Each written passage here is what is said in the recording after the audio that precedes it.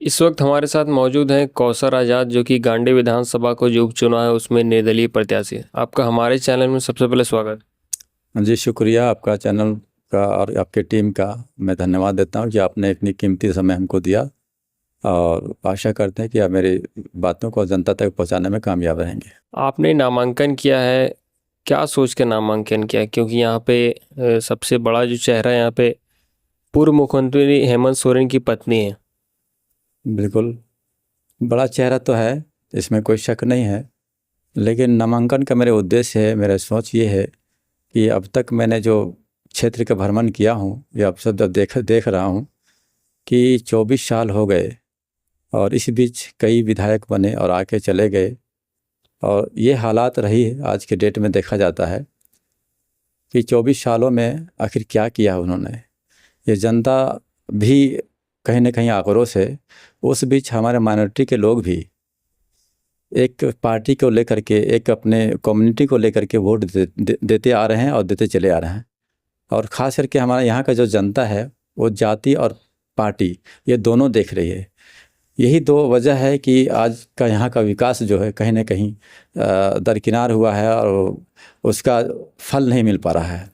और आज पार्टी में जो बड़े चेहरा के रूप में आप देख रहे हैं, एक सवाल करता हूँ मैं यहाँ के पार्टियों से कि जो भी पार्टी यहाँ पे उतारा गया है और बड़ी पार्टियाँ हैं, मैं उनसे एक सवाल है कि आखिर यही विधानसभा क्यों चुना? एक ऐसी विधानसभा है, सिर्फ गांडी विधानसभा में इस्तीफा देना दिलवाना या गेम करना, यहाँ कौन सी नीति अपनाई रही है?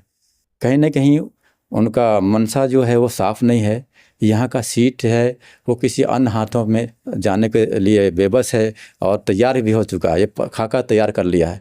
इस वजह से हम इस मैदान पे आए हैं और लोगों को का ये रुझान भी है, लोगों को बेबस भी है कि भैया ऐसा हमारे साथ क्यों हो रहा है।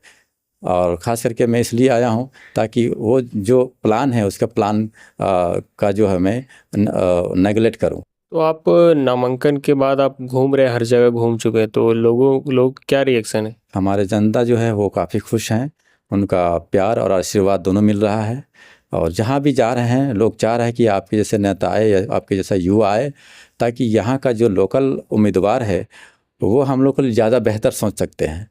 अभी आप देख सकते हैं कि उनका जो बड़ी बड़ी पार्टियां का जो काफ़िला निकलती है वो ज़्यादातर लोग बाहर ही कई लोग हैं। उनका जो काफ़िला में ज़्यादा सर 100 हो, 150 हो, 500 लोग जो है वो इस विधानसभा में नहीं आते हैं, लेकिन उनकी काफ़िला बहुत लंबी दिखती है और हमारे भोली भाली जनता को मूर्ख बना करके और यहाँ पे राज करना चाहते हैं। इस वजह से लोग भी समझ रहे हैं, जो पढ़े लिखे हैं वो बेहतर समझते हैं। और यहाँ का विकास सबसे बड़ा चीज़ है, शिक्षा जो है वो बहुत नीचे स्तर की है और जो मूलभूत सुविधाएं होती है, रोड हो, नाली हो, गली हो, बिजली है और अन्य तरह की योजनाएं हैं, उनसे लोग वंचित हैं। इसलिए मैं आया हूँ और उनका विकास करूँगा, मेरा सोच यही है। तो इस विधानसभा में सबसे बड़ी मुद्दा क्या है? क्या लग रहा है आपको कि क्या मुद्दा है? सबसे बड़ी मुद्दा है यहाँ का शिक्षा व्यवस्था। आप जाइए, अभी पार्टी आपके जेएमएम का पार्टी हो चाहे बीजेपी का पार्टी हो, आप देख लीजिए कि इतनी बड़ी पार्टियां हैं और उनका जो विकास हुआ है या उनका जो शिक्षा व्यवस्था है वो दुरुस्त नहीं है। एक उदाहरण के तौर पर इतने एमएलए रहे, कितने कॉलेज खोले, कितनी डिग्रियां कॉलेज खोले, ये सब देखने की बात है। दूसरी बात, हमें माइनॉरिटी के लोग, हमारे कम्युनिटी के लोग अगर देखा जाए तो जो भी उर्दू शिक्षकें थी वो भी सीमित हो गई है। जो पहले उर्दू का टीचर जो उर्दू स्कूल में पढ़ाई करते थे, वहाँ आज हिंदी मीडियम के टीचर्स को उतारा गया है। सरकारी छुट्टियां जो होती थी उर्दू का, वो चेंज करके उस फिर संडे को कर दिया गया। ये सब कहीं कहीं जो है वो त्रुटियां हैं उन लोग, चाहे वो नीति गलत हो चाहे उनका सोच गलत हो। इस वजह से उनका मैं विरोध करता हूँ और जनता भी जनता भी इस बात का विरोध कर रही है और करती भी है। उनका कोई रहनुमा नहीं दिखाई मिल रहा, आज के डेट में उनका रहनुमा कोई नहीं दिखाई दे रहा। तो मेरे जनता के बीच जाता हूँ, जनता ने भी आशीर्वाद दिया है, प्यार दिया है और मैं मैदान में आऊँ, बहुत सारे लोग खुश हैं और जनता मेरे पीछे है और मेरे सपोर्ट में है। गांडी की जनता अगर आपको विधायक बना करके भेजती है तो क्या आप काम करने वाले हैं? मैंने कहा ना कि सबसे पहले मैं शिक्षा पे जाऊँगा। शिक्षा ऐसा एक माध्यम है या स्रोत है कि शिक्षा अगर हर आदमी में पहुंच जाए, हर एक घर में पहुंच जाए, हर एक परिवार में पहुंच जाए, तो अब खुद ब खुद लोग समझदार हो जाएंगे। और इस तरह से जो वोट लेने के चक्कर में वो 5 साल का फ़ायदा उठाते हैं लोगों का, वो नहीं हो पाएगा, खुद ब खुद सुधर जाएगा। उसके साथ साथ जो मूलभूत सुविधाएं हैं, रोड है, बिजली है, पानी है, जो आज के गंभीर रूप देखा जाए, कितनी गर्मी है और लोग पानी के लिए तरसते हैं। जब आप क्षेत्र में जाइएगा, शेड्यूल एरिया में जाइएगा, तो लोग एक डाढ़ी से, एक नदी से पानी खोद के अभी भी पी रहे हैं। तो ये सब इतने दिन कर क्या रहे थे आप? कहाँ सुविधाएं दी आपने?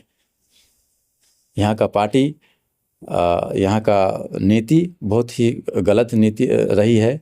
इस वजह से मुझे इस मैदान में आना पड़ा। और उनकी जो व्यवस्थाएं होंगी, जो सरकार की नीतियां होंगी, सबसे बड़ी चीज़ अभी रोजगार को देखिए। इस राज्य में यहाँ के लोग दूसरे राज्य में कमाते हैं, पलायन करते हैं। आखिर क्या वजह भाई? हमारा आपका बार बार कहते थे जेएमएम की सरकार की, मेरी पार्टी जब बहुमत सिद्ध होगी, बहुमत से मैं जीतूंगा तो ये करूंगा, वो करूंगा, 5 लाख नौकरियां देंगे, सारे लोग बेरोजगार युवाओं को रोजगार देंगे, अनुबंध कर्मियों का मैं जो है उसका हम नियमितीकरण करेंगे, है ना। तो ये सब समान का कार्य के बदले समान वेतन देंगे। ये सब नीतियां कहाँ हैं? जो भी रोजगार में थे उनको हटाने का काम कर रही सरकार। जैसे स्वच्छ भारत मिशन के कर्मी हैं, उनको हटाया गया। जैसे 15वीं वित्त का जो कर्मी हैं, उनको हटा दिया गया है। अभी पोषण सखियों की कितनी देख रहे हैं कि कई बार वो धरना प्रदर्शन कर रहे हैं, कई जगह वो अपना बातों को रख रहे हैं, लेकिन सरकार इस चीज़ को नहीं देख रही है, नकारात्मक सोच है। तो ये सब चीज़ें हैं जो सरकार की नीतियाँ गलत है। आपने जिस उद्देश्य, आपने जिस मोटो के साथ अपना चुनाव प्रचार किया था पहले, ताकि जनता ने उस पर विश्वास करके आपको सीट दिया, वो राज दिया, और उनके साथ दगा कर रहे हैं, ये गलत नीतियाँ हैं। इसलिए उनको चाहिए कि ये सब सुधारा जाए। यहाँ पे एक पार्टी के भी कई कैंडिडेट है, कई निर्दलीय भी हैं, तो आप क्या लग रहा है आपको, आपका मुकाबला किससे हो? देखिए, ये स्वतंत्र हैं लोग, है ना, और लोकतंत्र है। यहाँ किसी के बाद नहीं कि आप खड़ा नहीं हो सकते हैं। हर लोग इस पे मतलब ये रखते हैं, इरादा रखते हैं, और लोग ये चाहते हैं कि हम कुछ गलत नीतियाँ के कारण, कुछ लोगों के विरोध के कारण लोग खड़े हो जाते हैं, ताकि उसका जो विरोधी नहीं रहेगा तो मनमाना चलेगा सरकार।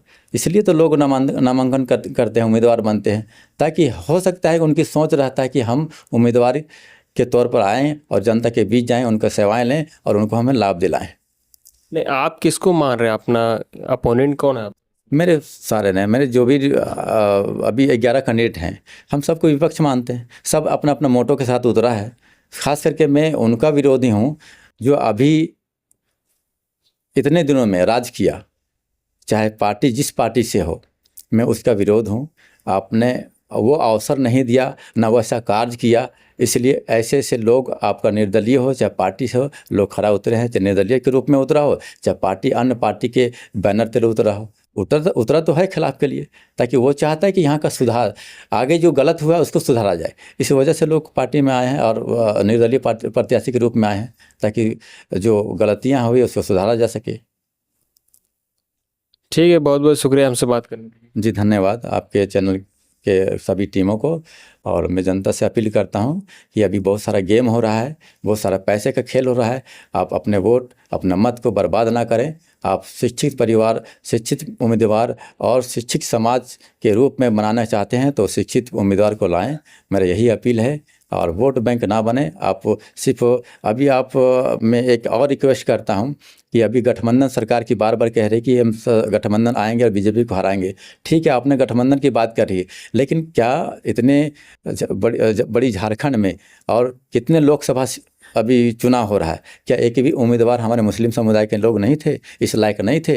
इसलिए आप ये चीज़ समझें, जनता मेरी समझें, और अपने बातों को, अपने हक के लिए अपने आगे एक लीडर को चुनें और अपने रहनुमाई को एक चुनें, ताकि आपकी जनता का समाधान हो सके, उनकी सारा सुख दुख और सारी विकास का काम हो सके। ठीक है, धन्यवाद।